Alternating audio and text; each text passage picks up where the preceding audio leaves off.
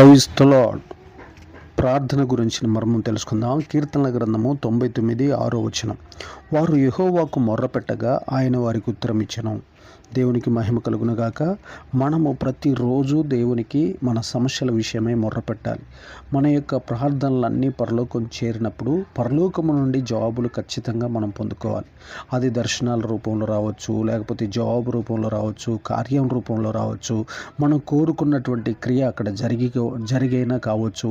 ఎలా అయినా సరే పరలోకంలో నుంచి దేవుడు ఉత్తరం ఇస్తాడు మనకి. అలాగ మనం ఎప్పుడైతే ఉత్తరాన్ని పొందుకుంటామో అప్పుడు మన మొర్ర పరలోకం చేర్చబడినట్లు, మన దేవుడు మన యొక్క ప్రార్థన అంగీకరించినట్లు, మన ప్రార్థనకి మనం జవాబు వచ్చి మనం అన్ని రకాలుగా మనం చేసే ప్రతి ప్రార్థనకి జవాబు పొందుకొని ఆనందిస్తాము, బలమును పొందుకుంటాము, ధైర్యాన్ని పొందుకుంటాము, శక్తిని పొందుకుంటాము. దేవుడు మనకు తోడుగా ఉన్నాడనేటటువంటి విషయంలో గొప్ప ఆనందముతో ఆత్మీయతతో మైమరిచిపోయేదము గాక. ఆమె